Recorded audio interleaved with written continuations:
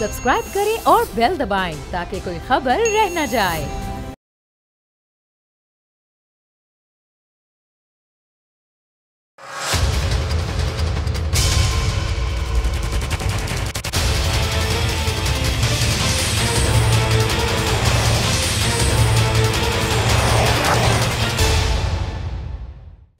अस्सलाम वालेकुम, आप देख रहे हैं प्रोग्राम बस बहुत हो गया। मैं हूं अरबाब जहांगीर। वजीर आजम इमरान खान ने आज पाकिस्तान की तारीख का हुकूमत के मुताबिक सबसे बड़े वेलफेयर प्रोग्राम का ऐलान कर दिया और उनकी जानिब से ऐलान किया गया कि 2 करोड़ गरीब खानदानों को 120 अरब रुपए का सब्सिडी पैकेज दिया जाएगा। हुकूमत को गरीबों की याद देर से आई लेकिन चले आई। आटे, घी, दाल पर 6 महीने के लिए इस पैकेज के तहत 30% सब्सिडी देने का ऐलान किया गया है। इस पैकेज का ऐलान करते हुए वजीर आजम का क्या कहना था, जरा ये सुन लीजिए। के सामने एक पैकेज लेके आ रहे हैं और वो पैकेज है 2 करोड़ खानदानों के लिए और वो अफेक्ट करेगा तकरीबन 13 करोड़ पाकिस्तानियों को। ये पैकेज है 120 अरब रुपए का जो फेडरल और प्रोविंशियल गवर्नमेंट मिलके दे रही है। इसमें हम 3 खाने पीने की जो सबसे ज्यादा जरूरी चीजें हैं, घी, आटा और दाल, इसमें आप दुकान में जाके इस पे 30% आपको डिस्काउंट मिलेगा। हम 30% सब्सिडी दे रहे हैं गवर्नमेंट और ये 120 अरब रुपए की सब्सिडी है और ये इंशाल्लाह अगले 6 महीने तक है। 2 करोड़ खानदानों के लिए वजीर आजम का यह ऐलान करदा पैकेज है। वजीर आजम बता रहे हैं कि इसका फायदा 13 करोड़ पाकिस्तानी उठा सकेंगे। लेकिन अगर इस 30% सब्सिडी का हम थोड़ा सा हिसाब लगाएं तो जो आटा इस वक्त 80 रुपए फी किलो मिल रहा है, अगर उस पर 30% सब्सिडी को अप्लाई किया जाए तो इसकी कीमत 24 रुपए कम हो जाएगी और फिर ये 56 रुपए फी किलो का हो जाएगा। और जब 2018 में तहरीक इंसाफ की हुकूमत आई थी तो उसके आने से पहले वाली कीमत से भी 21 रुपए ये आटा महंगा रहेगा, चूंकि उस वक्त कीमत 35 रुपए फी किलो थी। अब घी, जो इसमें दूसरी चीज़ है जिस पर सब्सिडी दी जा रही है, उसकी कीमत इस वक्त मार्केट में एवरेज तकरीबन 350 रुपए फी किलो है और इस 30% सब्सिडी के बाद इसमें 105 रुपए की कमी हो जाएगी और फिर घी की फी किलो कीमत इन 2 करोड़ लोगों के लिए 245 रुपए हो जाएगी। फिर 2018 में जब तहरीक इंसाफ की हुकूमत आई थी, घी और तेल की उस वक्त एक एवरेज कीमत 180 रुपए फी किलो थी, जो मौजूदा सब्सिडी के अप्लाई होने के बावजूद भी 65 रुपए कम थी। तो इस तरह से दालों की कीमतें भी 2 गुना इन 3 सालों में बढ़ चुकी हैं और सब्सिडी उन पर भी सिर्फ 30% ही दी गई है।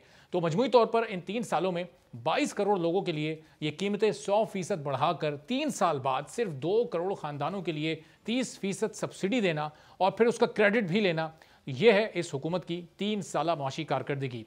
अब मुल्क में बढ़ती महंगाई, बेरोजगारी और गुर्बत पर अपोजिशन हुकूमत के खिलाफ महीनों से एहतजाज कर रही है, तहरीक चला रही है और अब तो हुकूमती इत्तेहादी भी वजीर आजम और हुकूमत की पॉलिसी कहीं कहीं अदम एतमाद और तहफ़्फ़ुज़ात का इजहार कर चुके हैं। हुकूमत की कारकर्दगी से अवाम और अपोजिशन तो बिल्कुल मुतमईन नहीं है, लेकिन हुकूमत के अपने इत्तेहादी कितने मुतमईन हैं, ज़रा ये सुनिए। तो खालिद मकबूल सिद्दीकी और कामिल अली आगा की ये गुफ्तगू आपने सुनी जिसमें वो हुकूमती फैसलों पर तहफ़्फ़ुज़ात का इजहार कर रहे हैं और वो कह रहे हैं अपनी अपनी जमातों की नुमाइंदगी करते हुए कि हुकूमत की कारकर्दगी से वो बिल्कुल मुतमईन नहीं है।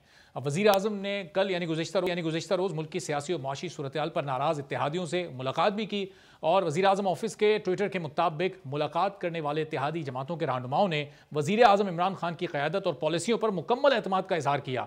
लेकिन उस मुलाकात से खबरें ऐसी निकल के आई हैं कि कल की मुलाकात में भी इत्तेहादियों ने हुकूमती पॉलिसियों से इख्तिलाफ किया है। वज़ीर आज़म से मुलाकात में इत्तेहादियों ने महंगाई पर अपने तहफ़्फ़ुज़ात का इजहार किया, इलेक्ट्रॉनिक वोटिंग मशीन के मामले पर एतमाद में ना लेने का शिकवा किया और अहम कानून साजी पर एतमाद में ना लेने से मुताल्लिक भी सवालात उठाए। हुकूमती इत्तेहादियों का यह कहना था कि हुकूमत अपने तौर पर इस किस्म के अहम फैसलों से गुरेज करे, EVM के इस्तेमाल, तरीक़ेकार और फंक्शन पर तफसीली ब्रीफिंग दी जाए और इत्तेहादियों ने वज़ीर आज़म से सवाल किया कि EVM मशीन पाकिस्तान के सियासी इंतखाबी निज़ाम पर किस हद तक मौसर साबित हो सकती है, ये मशीनें किस हद तक महफूज हैं और देही इलाकों में इन मशीनों को कौन और किस तरह इस्तेमाल करवा सकेगा, जबकि इन मशीनों की खरीदारी पर कितने अखराजात हैं, सिक्योरिटी की जिम्मेदारी किसकी होगी, जिस पर वज़ीर आज़म ने उन्हें जल्द मज़ीद और मुकम्मल ब्रीफिंग देने की यकीन दहानी करवाई है। तो क्या इत्तेहादी जमातों के जो तहफ़्फ़ुज़ात हैं वो दूर हो चुके हैं? 3.25 साल का अरसा गुजर चुका, 2.25 साल का अरसा बाकी है। क्या हुकूमत के फैसलों का बोझ इत्तेहादी जमातें इसी तरह से उठाते उठाते ये 5 साल पूरे करवा देंगी? इन तमाम मौज़ूआत पर और सबसे बढ़कर जो आज रिलीफ पैकेज का ऐलान हुकूमत ने किया उसका बहुत ज़्यादा क्रेडिट हुकूमत ले रही है, तो इत्तेहादी जमातें उससे किस हद तक मुतमईन है, इस बारे में मज़ीद गुफ्तगू करते हैं। मियाँ इमरान मसूद साहब सेक्रेटरी इत्तलात हैं, काफ लीग के सीनियर रहनुमा हमारे साथ मौजूद हैं। अब्दुल कादिर मंदुखेल साहब पाकिस्तान पीपल्स पार्टी के सीनियर रहनुमा भी हमारे साथ मौजूद हैं। कुछ मजीद मेहमान भी हमें जल्दी ज्वाइन करेंगे। तो इमरान मसूद साहब, सबसे पहले मैं आपकी तरफ आता हूँ। रऊफ सिद्दीकी साहब भी पाकिस्तान मुत्तहिदा कौमी मूवमेंट पाकिस्तान से हमारे साथ मौजूद हैं।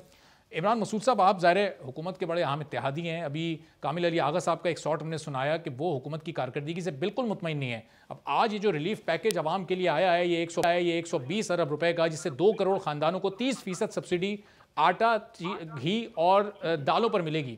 इस फैसले से आप मुतमईन हैं? कुछ रिलीफ मिल सकेगा आवाम को वाकई इस महंगे दौर में? देखिए, थैंक यू सो मच। बात ये है कि ये जो भी रिलीफ अभी दिया है ये स्टॉप गैप अरेंजमेंट है। This is not a permanent solution. और क्या ये अच्छा होता कि जब ये हुकूमत बनी थी और हमने एज इत्तेहादी इस हुकूमत का साथ दिया, हमारा शुरू से यही मौक़िफ़ था कि ऐसी पॉलिसीज बनाई जाएं जो पब्लिक फ्रेंडली हो और ख़ास तौर पे गरीब गुरबा का जिसमें फ़ायदा हो और उन पे महंगाई का बोझ जो वो ना पड़े।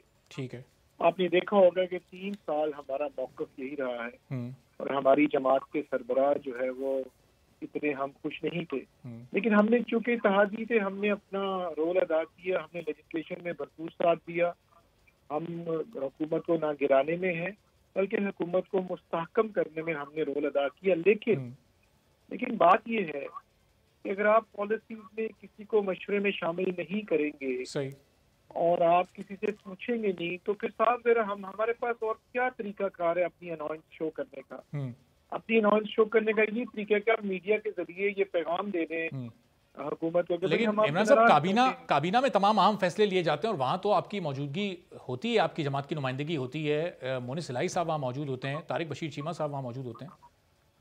जी देखिए, मोनिस इलाही तो अभी गए हैं और तारिक बशीर चीमा भी वहाँ कैबिनेट में भी बैठ के भरपूर अंदाज में हमारे मौक़िफ़ की उन्होंने अक्कासी की। लेकिन मैं बात करना चाह रहा हूँ महंगाई पे। जी, महंगाई एक ऐसा इशू है जिस पे हुकूमत पे और इत्तेहादियों पे बहुत प्रेशर है और हम ये इस प्रेशर को रियलाइज करते हैं और हम ये कहना चाहते हैं कि एक परमानेंट पॉलिसी बनाई जाए जिससे महंगाई कम हो और आम आदमी का फायदा हो। सही। आम आदमी कोविड में भी पिसा हुआ था, अब डेंगू में भी पिसा हुआ है, इकोनॉमी डाउन है, इन्फ्लेशन हाई है, बेरोजगारी अरूज पर है, तो साफ ज़रा ये प्रेशर तो गरीब आदमी पे पड़ता है।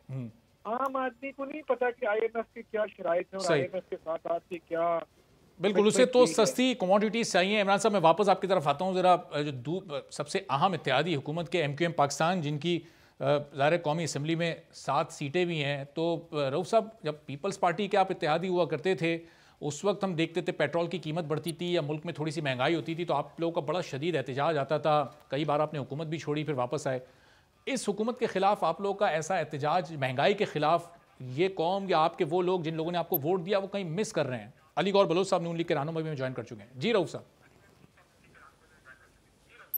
देखिए, बात यह है कि एहतजाज करना ये तो हमारा हक़ है और PTI के साथ या हुकूमत के साथ इत्तेहाद का मतलब ये नहीं है कि हम मर्ज हो गए PTI में या किसी पॉलिटिकल पार्टी में या हुकूमत के अंदर मर्ज हो गए हैं।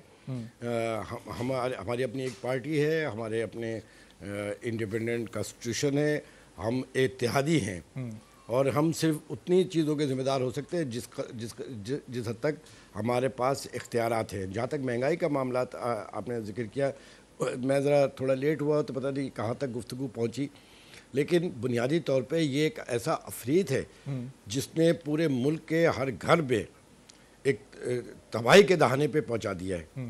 यानी 3 वक्त जो रोटी खाता था वो 2 वक्त, और जो 2 वक्त खाता था वो 1 वक्त, और 1 वक्त भी बहुत मुश्किल हो गई। मिसाल के तौर पे हम इस बात को बिल्कुल कतई तौर पर मुस्तरद करते हैं कि पूरी दुनिया के अंदर अगर महंगाई बढ़ी है तो पाकिस्तान के अंदर उसके रिपरकशन आए, या कोरोना हुआ तो उसकी वजह से उसका एक जो उसकी जो धमक है वो इतनी बड़ी नहीं है कि पूरा मुल्क उसकी लपेट में आ जाए। मिसाल के तौर पे आप सिर्फ 6 महीने के स्टेटस से उठा के देखिए, ज़्यादा लंबे भी नहीं जाता मैं।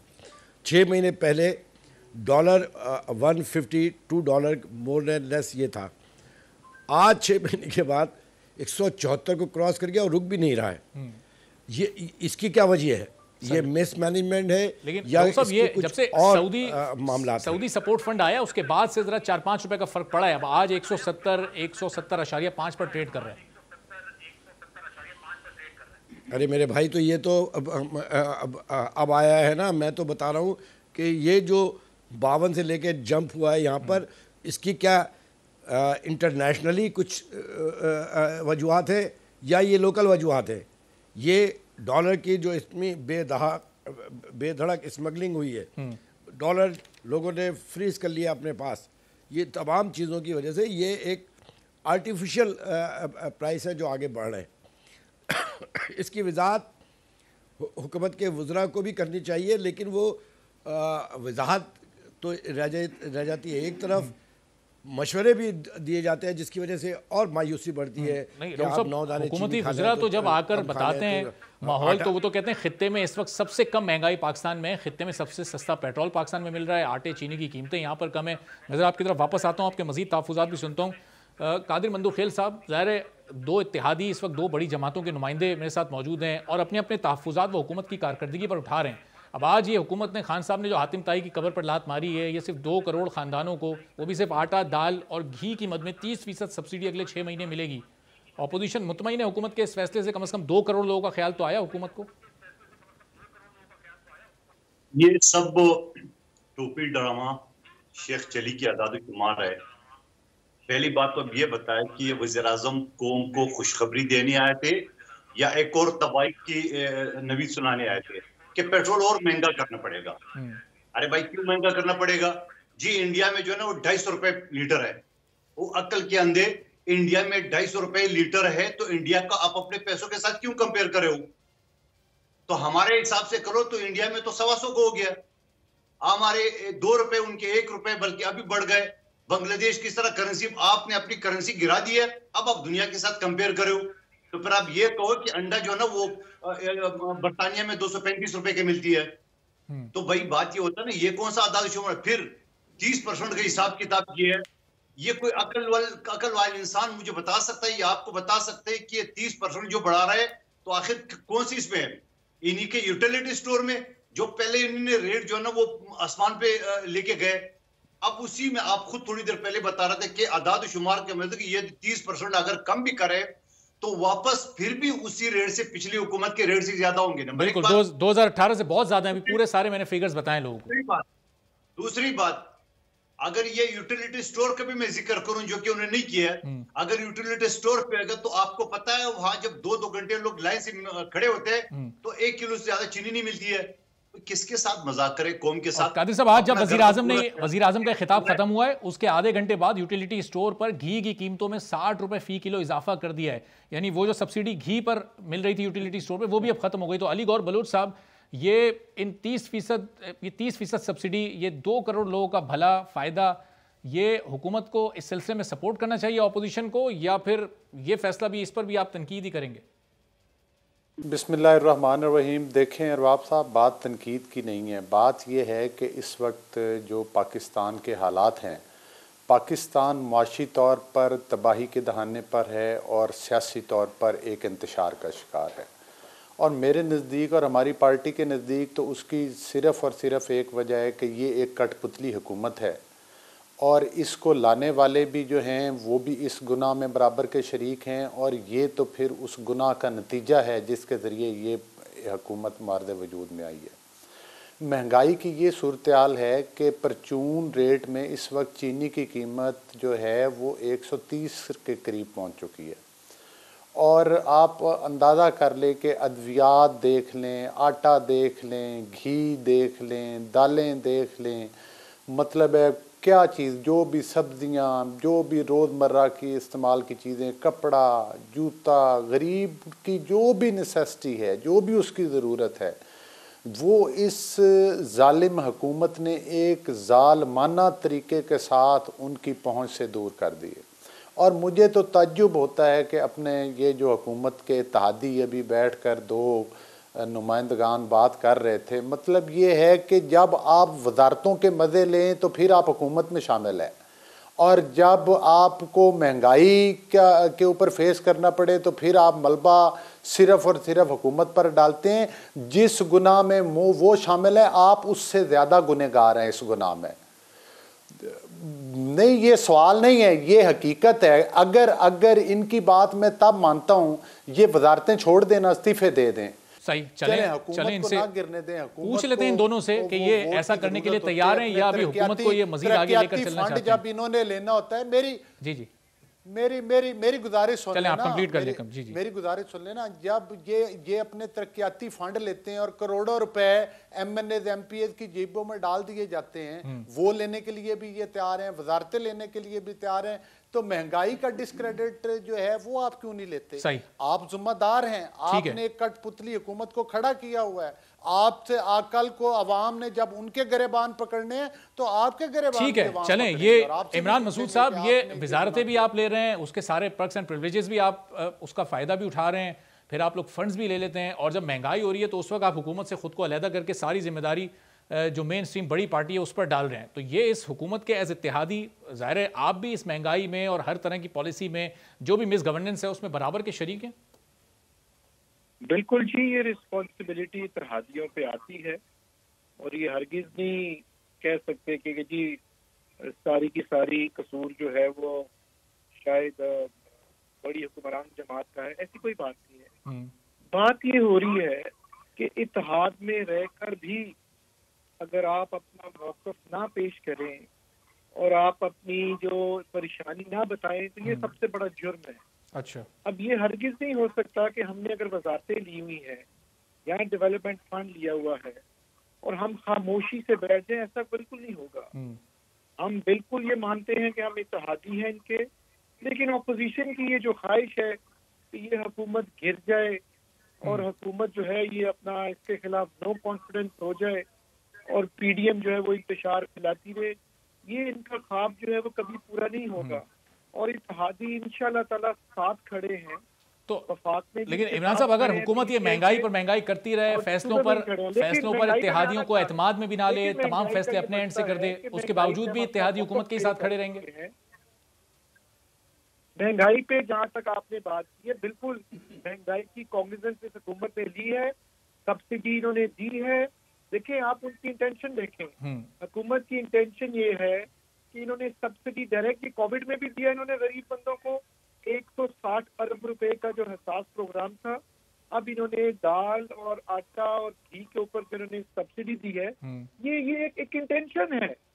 इसमें आपको इंटेंशन नजर आ रही है कि नियत है हुकूमत की मामलात को ठीक करने की। अब जरा जो दूसरे इत्तेहादी हैं, रऊफ सिद्दीकी साहब, क्या आप भी ये जो हुकूमत की इंटेंशन है इससे मुतमईन है? जो सब्सिडी है 30%, वो भी सिर्फ 3 चीज़ों पर, सिर्फ 2 करोड़ लोगों को दी है, ये आप MQM पाकिस्तान मुतमईन है हुकूमत के इस फैसले से? और इंटेंशन नजर आ रही है हुकूमत की मामलात को सही करने की, या आपको एतराज़ात और तहफ़्फ़ुज़ात हैं?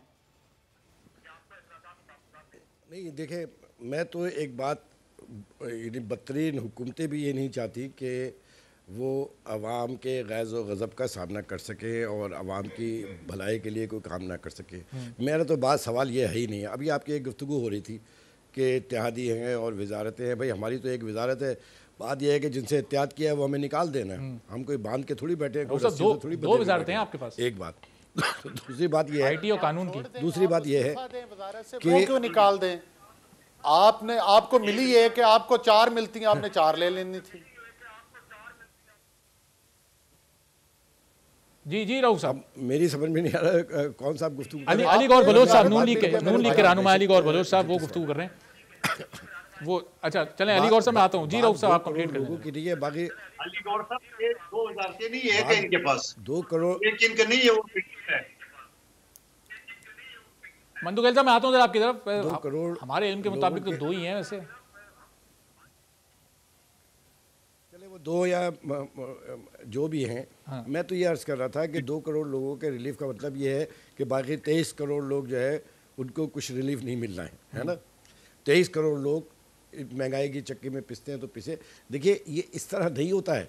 हुकूमतें जो फैसले करती हैं है कि ये जो महंगाई का सैलाब आया है ये मैनेज किया गया हुआ है, या मेरे ख्याल में जिस जगह जिस पोर्टफोलियो पर जो लगाए गए हैं उनके अंदर या तो कैपेसिटी नहीं है या एबिलिटी नहीं है। मिसाल के तौर पे वो चीज़ें जो पेट्रोलियम और दीगर चीज़ें हैं वो तो एक अलग बात है कि आपने बर वक्त मुआहदे नहीं किए, आज आप मुआहदे कर रहे हैं, ये एक मसला फ़ीस गौर से, इस पर मैं बात नहीं कर रहा। मैं तो ये बात कर रहा हूँ कि एक ज़रूरी मुल्क होते हुए आटा और चीनी ये कौन सी हमने बाहर से मंगानी है जिसकी कीमतें जो है वो डबल और ट्रिपल तक पहुंचती चली जा रही हैं और रुकी नहीं रही हैं, या सब्जियां तरकारियां हैं। देखिए जो कमेटी बनाई हुई हैं इलाक़ों के अंदर या शहरी इलाक़ों के अंदर या देहाती इलाक़ों के अंदर, वो जो प्राइस कंट्रोल कमेटीज़ हैं जी चलें रोज़ साहब रोज़ाना मार्केट को जाके देखें जो नहीं, अगर आपने इतनी मुख्तसर बात करनी तो मैं तो बात ही नहीं कर सकता। नहीं आप बात करें, वो आपकी डीएसएनजी फ्रीज सर आपका कनेक्शन फ्रीज हो गया था, मैं इसलिए आपको मुखातिब कर रहा था, मैं आपको टोक नहीं रहा था, आप गुफ्तगू मुकम्मल करें अपनी। तो बात यह है कि इसको मैनेज किया जा सकता है, इसको ठीक किया जा सकता है, इसके ऊपर वक्त दिया जा सकता है, लेकिन मसला यह है कि पॉलिटिकली और इकोनॉमिकल इन दोनों क्राइसिस हर कुछ अरसे के बाद सामने आ जाते हैं और वो फिर बियॉन्ड द कंट्रोल हो जाते हैं, और जब कंट्रोल से बाहर हो जाते हैं, मिसाल के तौर पे आटा चीनी ये जो माफियाज का जिक्र होता है, अब ये कहाँ है? ये तो हुकूमत में बैठे हुए हैं ना, उनके साथ बैठ के बात किया जाए। जितने चैम्बर ऑफ कॉमर्स हैं, जितने भी कंज्यूमर सोसाइटीज़ हैं, उनको हुकूमत ऑन बोर्ड ले डे टू डे बुनियादों पे, क्योंकि आप एक इमरजेंसी की सूरत हाल में आपका आटा आपका चीनी। ठीक है, चलें अब आज जब वज़ीर आज़म ने इस पैकेज का ऐलान किया तो उन्होंने एक फार्मूला ये भी बताया कि किस तरह से ये तमाम जो अशिया खुरनोश हैं, ये महंगाई ये आदी हो सकती है, कीमतें भी आदी हो सकती हैं। वो ज़रा ये सुनिए, फिर कादिर मंदूखेल साहब से मैं इससे मुताल्लिक पूछता हूँ। अपोजिशन सड़कों पर निकली हुई है कि जी बहुत महंगाई होगी, तो मेरी सिर्फ दो बड़े ख़ानदानों से एक रिक्वेस्ट है। मैं आपसे बल्कि रिक्वेस्ट करता हूँ कि 30 साल में जो आप दो खानदानों ने पैसा चोरी करके मुल्क से बाहर लेके गए हैं, आधा भी आप पैसा पाकिस्तान ले आए। मैं आपसे अपनी कौम से वादा करता हूं, सारे खाने पीने की चीजों की कीमतें मैं आदी कर दूंगा। तो मंदूखेल साहब, ये कीमतें आदी करना अब आपके और अली गौर बलोच साहब के लीडर्स के हाथ में है। आप लोग ये अपना लूटा हुआ पैसा बगौल खान साहब के जो बाहर लेकर गए, उसका आधा पैसा वापस ले आए और इस मुल्क में महंगाई आदी हो जाएगी। आप क्या समझ रहे कि ये कोई ज़हनी तवाज़न सही हो जिस शख्स की वो ऐसे गुफ्तगू कर सकता है? ये मुल्क का वज़ीर आज़म है, ये जो गुफ्तगू कर रहा है, बच्चों गुफ्तगू जो कर रहा है, आपने 3.5 साल लगा के हमारे रहनुमाओं के खिलाफ हर राहदारे को आपने इस्तेमाल किए। आपने क्या साबित किए? जरा इस अक्लमंद आदमी से पूछे ना, कोई टीवी वगैरह के जरिए उसको बता दे कि भाई, और आपके दाएं बाएं जो एटीएम बैठे हुए, जो आटा चीनी चोर और दवाइयों चोर, वो सारे चोर जो आपके बगल में जो आपको चला रहे, आपके लिए जो पूरा पाकिस्तान में जहाज चला रहा था, आपके लिए एमपीए मैंने खरीद रहे थे, तो आप उसको पकड़ ले। ये कौन सी आपका दुनिया का कोई ऐसा गुजरात मिलेगा इस तरह कोई अक्लमंद आदमी जो इस तरह गुफ्तगू करे? यानी आप मुकम्मल तौर पे फेल हो गए। अब आप जो है ना बच्चों वाली हरकतों पे आ गए। मेरी दरखास्त है, आप दरखास्त से पहले गुंडागर्दी आपने इस्तेमाल कर ली है, आपने गुंडा नासिर को इस्तेमाल कर लिए, आपने अदारों की वीडियो बना बना के उनको हमारे तरफ आपने धकेलना शुरू कर दिए। आपको क्या हासिल हुआ? आप अपनी गिरबान में देख ले, जिस महल में आप बैठे हुए, इसका पैसा कहां से आ गया? मैं उस केस में बैठा हुआ था सुप्रीम कोर्ट में, जहां चंद टकों के खातर आपने रेगुलाइज किया है। इसका हिसाब आपसे लिया जाएगा जब आप वज़ीर आज़म के सीट पे नहीं होंगे। आपके दाएं बाएं जो चोर जो आपको सहूलतकार बने हुए, इसका हिसाब लिया जाएगा जब आप अपोजिशन में होंगे। ठीक है कादिर मंदूखेल साहब, पॉइंट आपका आ गया। एक छोटा सा ब्रेक लेते हैं और फिर ब्रेक के बाद यही सवाल अली गौर बलोच साहब की तरफ भी मैं लेकर जाता हूं, चूंकि ज़ाहिर है प्राइम मिनिस्टर इमरान खान ने अपोजिशन की दोनों बड़ी जमातों की बात की है, दोनों की लीडरशिप और दोनों के खानदानों पर सवाल उठाएं। तो एक ब्रेक के बाद अली गौर बलोच साहब से इसका जवाब जानते हैं।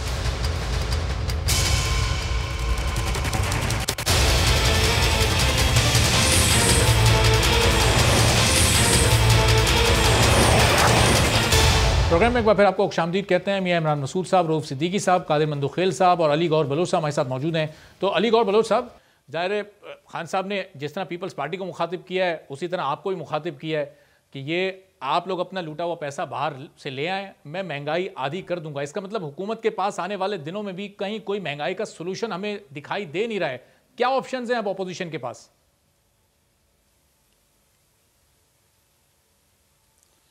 देखिए अरबाब साहब, बड़ी सिंपल बात है। आप बिल्कुल हम तो बांगे दोहल ये बात करते हैं कि ये जो कठपुतली हुकूमत है ये कंपैरिजन हमारी हुकूमत से कर ले। हमारे वक्त में डीएपी खाद होती थी, वो 2400 रुपए की एक बोरी मिलती थी, आज 8000 रुपए की बोरी है। हमारे वक्त में जो ज़रूरी ट्यूबवेल का पर यूनिट था वो 5 रुपए का मिलता था, आज वो 15 रुपए के करीब है, 12-14 रुपए के करीब है। हमारे वक्त में चीनी 40 से 50 रुपए थी, आज 120 और 30 रुपए में मैंने बताया परचून का रेट है। इसी तरह आटे और गंदम की कीमत डबल हो चुकी है। ये तो वो चीजें हैं जो आपकी मुल्क की पैदावार है, ये कैसे बढ़ गई। फिर आपने गरीब के लिए बिजली के रेट बढ़ा दिए, आपने गैस के रेट बढ़ा दिए। हम आपकी बात कौन सी बात माने? आप कहते हैं कि हमने चोरी की थी। अगर हम चोर थे तो हमने ये चीज़ें किस जादू के जरिए कम कर दी थी? आपके पास तो जादू की सहूलत भी है, फिर भी आप काम नहीं कर रहे। मकसद ये है कि सूरत हाल ये है कि आप अद्वियात के ऊपर आपके बंदे ने दिन दहाड़े डाका मारा और उसके बेनिफिशरी आप हैं। आपकी बहनों के अकाउंट से अरबों रुपए निकल रहे हैं और उसके बेनिफिशरी आप हैं। लेकिन आपने इस 24 करोड़ आवाम का जीना मुहाल कर दिया है। और आप कहते थे कि अगर मुल्क में महंगाई बढ़ेगी तो समझ लें वज़ीर आज़म चोर है। हम आपकी कौन कौन सी बात को दुरुस्त तस्लीम करें? हम तो उस बात को मानते हैं कि वाकई वज़ीर आज़म अब चोर है, हम आपकी बात को तस्लीम करते हैं क्योंकि महंगाई है। और हमारे टाइम में महंगाई कम हुई थी। हमारे दौर में अरबाब साहब महंगाई 4% पर आया था फिगर, आज 12 से 14% आपके पास तजुर्बा भी था ना, और तीसरी बार हुकूमत में आए थे, है वो तकरीबन 20 के करीब चली गई। इंसाफ की तो ये पहली बारी है। तो इमरान मसूद साहब, आप तमाम जमातें, हमने मोटरवेज बनाए, पीपल्स पार्टी, नून लीग, ये पहले कई बार हुकूमत में रह चुकी हैं और इस मुल्क को चला चुकी हैं। आप लोगों के पास तजुर्बा है। ज़ाहिर पाकिस्तान तहरीक इंसाफ पहली बार आई है, लेकिन आप दोनों इत्तेहादी जमातें तजुर्बेकार इत्तेहादी के तौर पर इनके साथ, ये कहाँ मिस कर रहे हैं? पॉलिसी का इशू है, हुकूमती रेट का इशू है, महंगाई क्यों कंट्रोल में नहीं आ पा रही है इस हुकूमत के? कहाँ इस हुकूमत की कमी है? देखिए, बात यह है कि प्राइम मिनिस्टर की इंटेंशन पे जो है वो शक नहीं करना चाहिए। अगर उन्होंने ये सब्सिडी दी है। अली गौर साहब, मैं आपकी तरफ आता हूँ, जरा वापस मैं आ रहा हूँ जरा। जी इमरान साहब, आप बात जारी रखिएगा।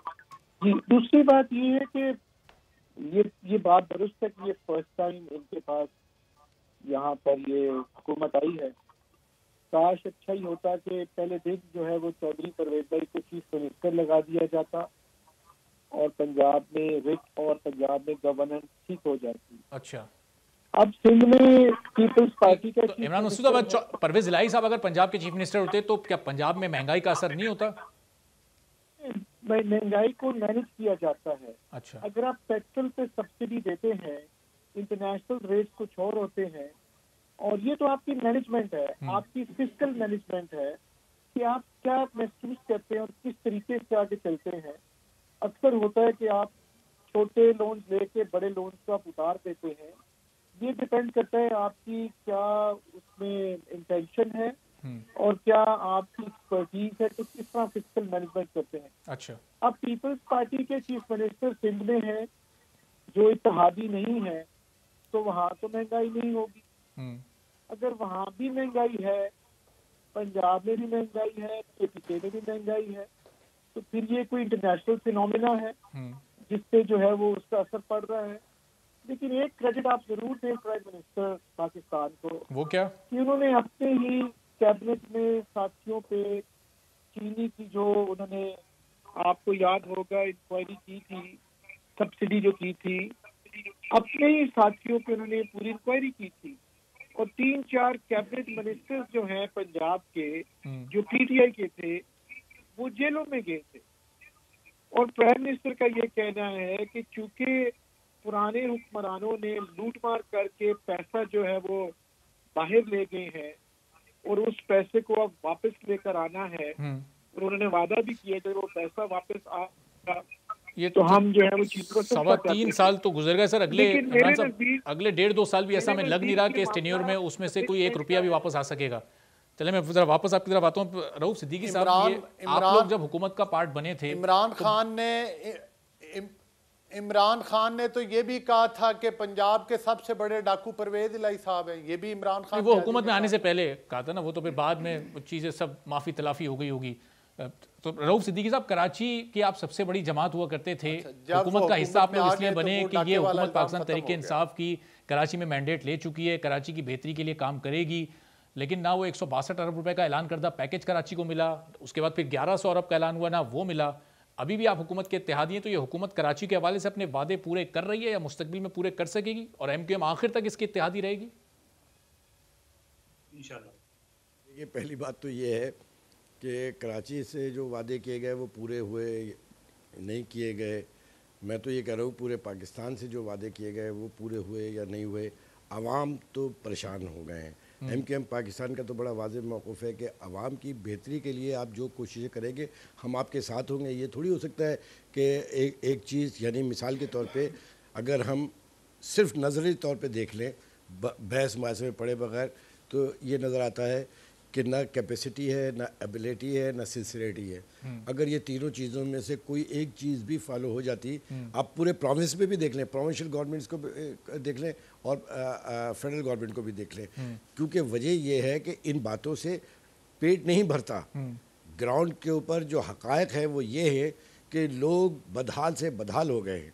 अब इसको संभालने के लिए आपके पास वक्त भी है, इख्तियार भी है। आप अब अगर फ़र्ज़ कीजिए कि नाअहल लोगों को अगर लगाया जाए, या मिसाल के तौर पर जो प्रोविंशियल और फेडरल गवर्नमेंट की इस वक्त जो सुनने में आता है, अल्लाह ही बेहतर जानता है, करोड़ों रुपए की रिश्वत लेके AC और DC वगैरह लगते हैं। आप मुझे बताइए कि वो किस तरीके से परफॉर्म करेंगे। यानी करप्शन की ये इंतहा हो गई, महंगाई तो एक तरफ, दूसरी तरफ आपके सही काम होने के लिए ये तो ज़माने ज़द है, इसको आप ढापेंगे कैसे? वो कौन सा कपड़ा लाएंगे जिससे ये ढाप के आप ये इससे अपने आपको बरी-ए-ज़िम्मा जो हुकूमत है वो बरी-ए-ज़िम्मा नहीं हो सकती। अगर पिछले लोगों ने किया तो उनके साथ भी आपके पास इख्तियारात तो कैपेसिटी, एबिलिटी, सिंसियरिटी तो नहीं है, जवाब नहीं आ रहा, लेकिन ज़ाहिर इत्तेहादी तो है ना, और इत्तेहादियों की बुनियाद पर इस वक्त ये हुकूमत खड़ी हुई है। इत्तेहादियों को तहफ़्फ़ुज़ात भी हैं, लेकिन कहीं कोई ऐसा फैसला नहीं होता नजर आता जो इस हुकूमत पर प्रेशर डाल सके, अपनी बातों को मनवाया जा सके, हालात को बेहतर किया जा सके। नहीं जी, हमारे इत्तेहाद से कौन सी हुकूमत खड़ी है? हमारे चले जाने से कौन सी चीज़ें गिर जाएंगी, और अगर गिर जाएंगी तो फिर क्या करना होगा? देखिए, पाकिस्तान इतने बड़े मुहिम जोई का मुतामिल इस वक्त हो नहीं सकता। अब जो सूरत हाल, आज की सूरत हाल पे जो मैं बात कर रहा हूँ कि इकनॉमिकल और पॉलिटिकल दोनों ही चीज़ें अलमिया की तरफ जा रही है, कोलैप्स की तरफ जा रही हैं। खुदा के वास्ते इस बात को संजीदगी के साथ सोचे और सब मिल के सोचे। सही, लेकिन रऊफ साहब, आप ये कह रहे हैं कि आपके हुकूमत से अलहदा हो जाने से कोई फ़र्क नहीं पड़ेगा, लेकिन अपोजिशन जमातों को बहुत उम्मीद है आपसे और काफ लीग से। कादिर मंदूखेल साहब, अगर ये MQM या काफ लीग में से कोई एक भी आपकी उस अदम एतमाद की तहरीक का हिस्सा बन जाता है, आपके मामला तय हो जाते हैं, तो किसी एक जमात के हटने से कोई फ़र्क नहीं पड़ने वाला क्या? देखिए, आप खामखा की कोशिश करते हैं। मंदूखेल साहब से पूछ लीजिएगा। देखिए जी जी जी, चलें रऊफ साहब कंप्लीट कर लें, दो जुमला फिर मंदूखेल साहब मैं आ रहा हूँ आपकी तरफ जी। अपोजिशन की दोनों बड़ी सियासी जमातें अपने अपने वक्त में हुकूमत में थी और हम भी इत्तेहादी थे। तो बात ये थे कि उस वक्त मायदों का तो यही सूरत हाल थी जो आज है। हमारे लिए कोई अचंभे की और हैरान की बात नहीं है कि मौजूदा हुकूमत भी हमारे मुतालबात को टेकन फॉर ग्रांटेड ले रही है।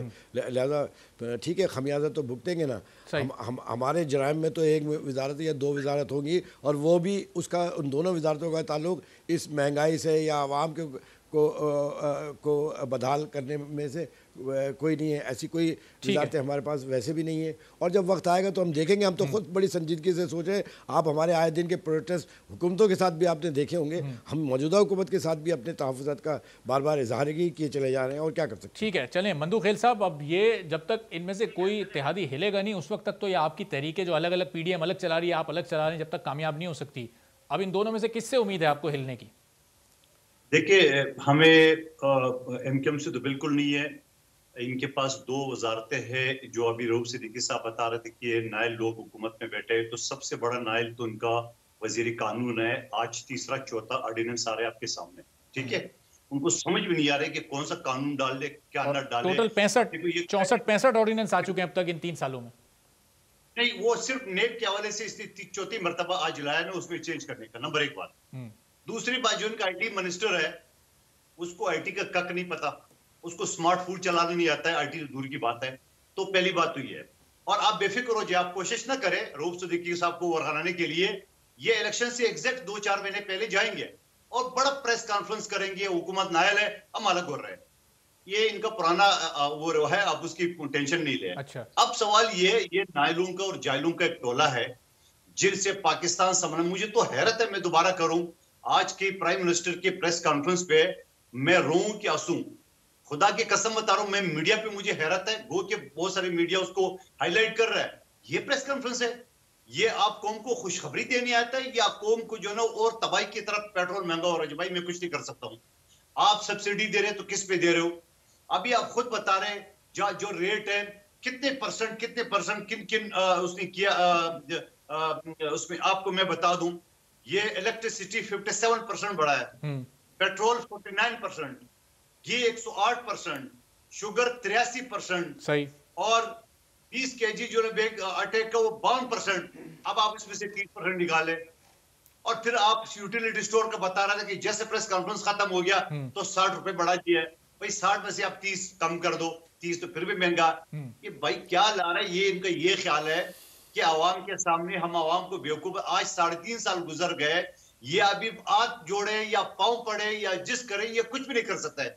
न इनसे दाखिला संभाला जा रहा है, न इनसे वज़ारत खर्चा संभाला जा रहा है। फिर इसका मतलब कि दोनों अपोजिशन की बड़ी जमातें, जो जमातें हुकूमत की इत्तेहादी हैं, वो तो हुकूमत के साथ खड़ी हैं। तो अली गौर बलोच साहब, फिर अब अपोजिशन के पास अमली तौर पर इस हुकूमत को घर भेजने का कोई ऑप्शन बचा नहीं है, कोई इत्तेहादी तो साथ छोड़ने वाला है नहीं। फिर आपकी ये तहरीक वक्त के साथ साथ इलेक्शन कैंपेन में तब्दील हो जाएगी।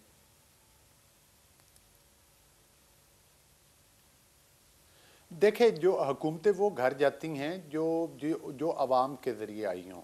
जो कठपुतली हुकूमतें हों उनको भेजने वाले भी जो आपको पता ही है कि वही होते हैं जो उनके लाने वाले होते हैं।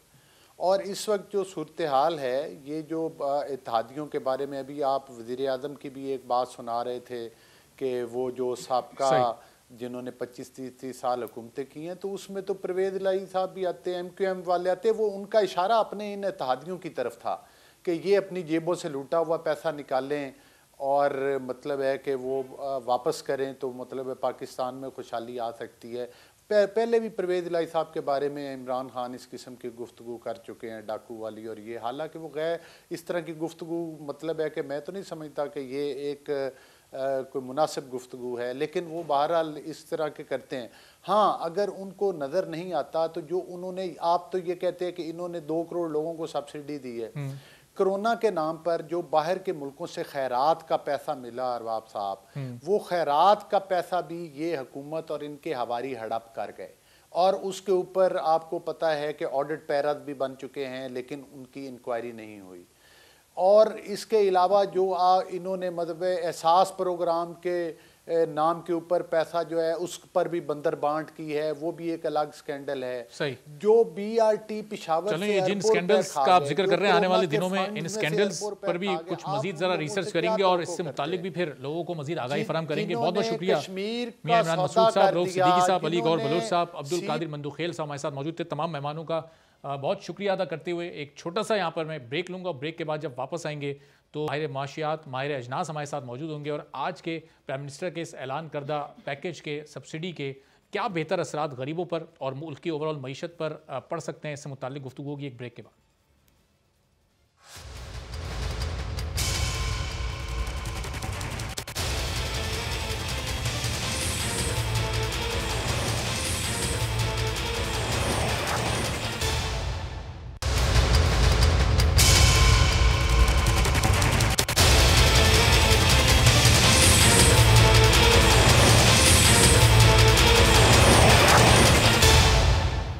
प्रोग्राम में एक बार फिर आपको खुशामदीद कहते हैं। और पाकिस्तान तहरीक इंसाफ की हुकूमत पर जो महंगाई है उसका बहुत ज़्यादा प्रेशर था, गरीबों पर ये बोझ बढ़ता जा रहा था। तो आज वज़ीर आज़म ने एक बड़ा रिलीफ पैकेज 120 अरब रुपए की सूरत में इस मुल्क के 2 करोड़ ख़ानदानों को दिया है और अब उस पर 30% सब्सिडी इन 2 करोड़ ख़ानदानों को मिलेगी, जिसमें वो आटा, दाल और घी को सस्ता खरीद सकेंगे। लेकिन हमारे मुल्क में आटे, दाल और घी के महंगे होने की वजूहात क्या हैं, इनकी दुरुस्त कीमतें होनी क्या चाहिए। 2018 में जिस वक्त पाकिस्तान तहरीक इंसाफ की हुकूमत आई थी उस वक्त से और इन 3 सालों में कई गुना इस कीमत में इजाफा हो चुका है। तो क्या ये 30% की सब्सिडी काफ़ी होगी और इससे गरीब पर बोझ कम हो सकेगा? और फिर अगर ये 10-11 करोड़ लोगों को कवर कर सकेगी तो जो बकिया 11-12 करोड़ लोग मुल्क में मौजूद हैं वो रेगुलर कीमतों पर जब ये चीज़ें खरीदते रहेंगे, उनके लिए महंगाई में कमी क्यों नहीं हो सकती?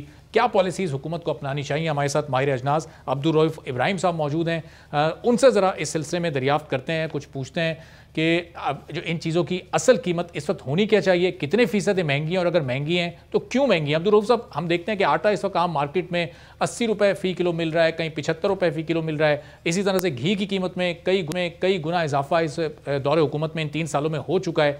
आज ये 30% सब्सिडी गरीब के लिए दी गई है, तो एक्चुअल प्राइस होनी क्या चाहिए? ये सब्सिडी किस हद तक गरीब की मदद कर सकती है?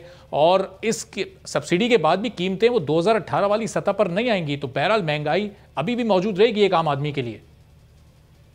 देखिए, सब्सिडी का जो ऐलान हुआ है और जो सब्सिडी का तरीक़ेकार है वो निहायत ही नाकिस है।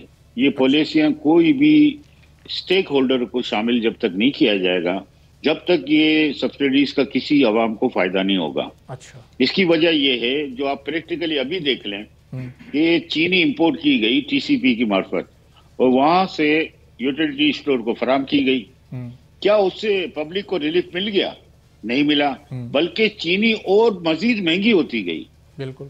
और जहां तक आप आटे की बात कर रहे हैं, देखें, आटा जब 4875 में सिंध गवर्नमेंट भी दे रही है और पंजाब गवर्नमेंट भी दे रही है, गंदुम दे रही है फ्लोर मिल वालों को, आप ये मुझे बता दें कि 4875 में जो गंदुम दी जा रही है, क्या उसका आटा कहीं तकसीम हो रहा है? 54 रुपए में, 52 रुपए में कहीं मिलता है? नहीं। 76 रुपए, 78 रुपए, 80 रुपए फी किलो मिल रहा है। देखें, आप बताएं कि सिंध गवर्नमेंट को भी सोचना चाहिए, जब हम कराची में बैठे हैं, सिंध गवर्नमेंट को सोचना चाहिए तो उनको पाबंद कराए कि जितनी गंदुम दे उतना आटा होलसेल बाजार में दिया जाए, ताकि वो रिटेल में मोहल्ले मोहल्ले पहुंच सके। अब ये जो सब्सिडी का जो ऐलान होता है उसमें एक ये काम होता है कि जी यूटिलिटी में दे देंगे। अब आप बताएं, 3.5 करोड़ की आबादी में यूटिलिटी स्टोर कितने, और वो जब ट्रांसपोर्टेशन के चार्जेस देगा तो उसको क्या रिलीफ मिल जाएगा? आप बता दें। और दूसरी बात ये कि कैंप लगाए जाते हैं। ठीक है, तो कैंप लगाए जाते हैं और ज़ाहिर है इसका नाकिस इख्तियार किया गया, कार्ड बनाकर लोगों को दे दिया जाएगा, उस पर अमल कैसे होगा? अब्दुल रऊफ साहब, मैं आपकी तरफ वापस आता हूँ। खुर्रम शहजाद साहब माहिर मईशत भी हमारे साथ मौजूद हैं। तो खुर्रम साहब, ये जो 30% सब्सिडी ये 3 चीज़ों पर, बुनियादी 3 चीज़ों पर दी गई है, ये एक गरीब के लिए क्या काफ़ी होंगी? जो इस वक्त महंगाई का बोझ है वो एक आम आदमी पर से कम हो सकेगा? और फिर इसके मैकेनिज्म पर बहुत सवालात उठाए जा रहे हैं। अभी कमोडिटी एक्सपर्ट अब्दुल रऊफ साहब मेरे साथ मौजूद हैं। ये कार्ड लोगों को फराम कर दिए जाएंगे, वो कार्ड्स लेकर जाएंगे, उनको दुकानदार या सुपर स्टोर्स वाले एक्सेप्ट करें नहीं करें, ये किस तरह से मामला आगे बढ़ेगा? अच्छा, देखिए, पहले तो मैं ये कह दूं कि ये जो स्टेटमेंट है ये बड़ी इंपॉर्टेंट स्टेटमेंट है। ये बड़ी जिम्मेदारी के साथ आई एम श्योर होनी चाहिए, क्योंकि ये अगर होता है ऐसा तो फूड का जो इन्फ्लेशन है, फूड की इन्फ्लेशन है, ये पिछले 3 सालों में काफी रही है। हमारे यहाँ तो इंटरनेशनल प्राइसेस भी बढ़ रही हैं, तो इसका इम्पैक्ट बहुत बड़ा हो सकता है। 35% हमारे महंगाई में जो है जो हिस्सा है वो फूड का है, और एक आम आदमी या एक मिडिल क्लास कह लें जो खर्च करता है उसका 45% तकरीबन जो आमदन है उसका हिस्सा जो है फूड पे जाता है। अब बाकी एजुकेशन, लेकिन खुर्रम साहब, ये फूड में भी सिर्फ तीन चीजें कवर हुई हैं इसमें, आटा, दाल और घी। बाकी आप चीनी और इसके अलावा जितनी दीगर चीजें, गोश्त, सब्जी वगैरह, वो तो ज़ाहिर इसमें शामिल नहीं है।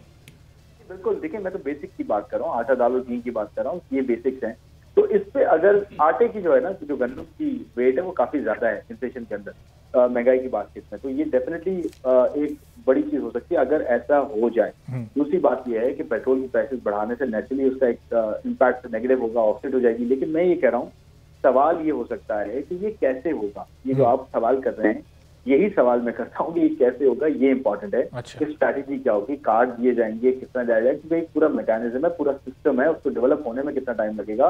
वैसे तो नादरा का सिस्टम हमारे पास है, बहुत ज्यादा वक्त नहीं लगना चाहिए, जैसे हमने BISP में भी किया, बट इसको BISP के साथ अगर लिंक करते हैं तो कुछ पॉसिबिलिटी बन सकती है। बट मैं ये कह रहा हूँ और खुर्रम साहब, इसका जो टेन्योर है ये अगले 6 माह है। अब अगर ये 2-3 महीने ये पूरा मैकेनिज्म बनाने में, कार्ड डिस्ट्रीब्यूशन में ही लग गए, तो ये अगले 3 माह इससे फायदा उठाने के होंगे और 3 माह बाद तो ये खत्म हो जाएगा। फिर बिल्कुल मैं ये कह रहा हूँ कि ये कैसे होगा, पहले मैंने ये बताया कि ये अगर हो जाए तो उसका फायदा कितना है, फिर मैं ये कह रहा हूँ ये कैसे होगा ये अभी नहीं पता। यही तो चैलेंज है।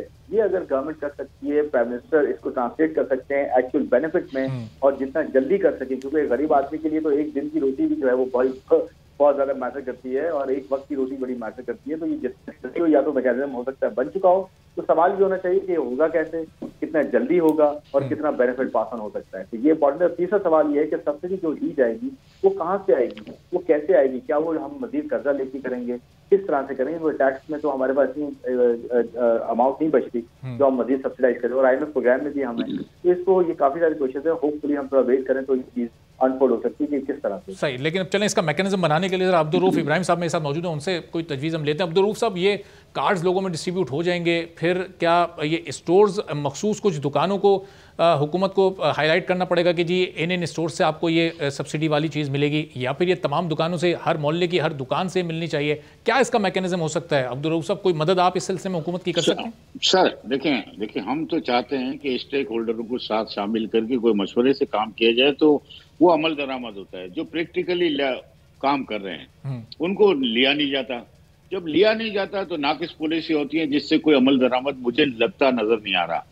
ट्रेड डेफिसिट हमारा बहुत बड़ा है, टैक्स हमारे पास कलेक्शन नहीं है, जहां टैक्स कलेक्शन है उनको और मजीद दबोचा जा रहा है। गरीब आदमी जो 2 वक्त की रोटी चाह रहा है उसको 1 वक्त की रोटी पे आ चुका है। अब मैं आपको एक बात बताता हूँ, दुनिया में एक सिस्टम रहेगा कि कभी भी गवर्नमेंट अमल दरामद करवाना चाहे नहीं हो सकता ये। अच्छा। फूड का जो अमल दरामद कराने का, जैसे चीनी को आप ले लें, अभी अगर चीनी प्राइवेट इंपोर्टरों को अलाउ कर दी जाती बगैर सेल टैक्स के, बगैर ड्यूटीज के, और शुगर मिल मालिकान को कंपटीशन दे दिया जाता, तो आज ये हालत चीनी के आज 130 रुपए तक पहुंच चुकी है। तो फिर क्या कीमत होती है अब्दुल रऊफ साहब, अगर आपकी इस तजवीज पर अमल कर लिया जाता तो क्या कीमत होती चीनी की इस वक्त? देखें, जिस टाइम ये हो रहे थे ना TCP से इंपोर्ट, तो फर्स्ट सौदा हुआ था $550 में। अच्छा। जब $550 में जब सौदे हो रहे थे, जब आपको 87 की चीनी पड़ रही थी। अच्छा। प्राइवेट इंपोर्टरों को भी खोल देते वो, जैसे दालें प्राइवेट इंपोर्ट में कोई टैक्स नहीं है, जो प्राइवेट इंपोर्ट दालें होती हैं उसमें कोई टैक्स नहीं है। गवर्नमेंट सब्सिडी उनको दे जो इंपोर्ट कर रहा है ना, उन पे कोई टैक्स ना लगाए। तो ये गवर्नमेंट, इसका मतलब आपके इस फॉर्मूले पर अमल किया जाता है, चीनी की इस वक्त कीमत 92, 93, ज्यादा से ज्यादा 95 रुपए फी किलो होती। बहुत ज्यादा इनफ होती है। दूसरी बात, इसकी वजह एक और भी है। देखें जी, होलसेलर हो या कोई ताजिर बिरादरी हो, कोई भी काम करता है वो नफे के लिए करता है। जाहिर सी बात है उसको 1 रुपया मिलेगा, वॉल्यूम ज्यादा होता है होलसेल में, तो रिटेल में पहुंच जाता है। इसी तरह पॉलिसी मुरतब की जाए। ये रिलीफ अभी भी जो हमारे गंदुम का हाल है, ये अलाउ कर दी जाए कि पूरे साल हम अलाउ करते हैं, कोई टैक्सेस नहीं होंगे। चीनी पे भी इसी तरह कर दिया जाए ना, तो ठीक है। कंपटीशन चलें, जब भी यानी हुकूमत को इस तरह के इक़दाम उठाने हैं तो स्टेक होल्डर्स को साथ बिठाएं, तजावीज़ लें स्टेक होल्डर्स की, तो ज़्यादा बेहतर हुकूमत की गवर्नेंस इन मामलात में हो सकती है। बहुत बहुत शुक्रिया अब्दुल रऊफ इब्राहिम साहब, माहिर अजनास हमारे साथ मौजूद थे, माहिर मईशत खुर्रम शहजाद साहब हमारे साथ मौजूद थे। दोनों की गुफ्तगू आपने सुनी। आज के प्रोग्राम से इजाज़त दीजिए, अल्लाह हाफ़िज़।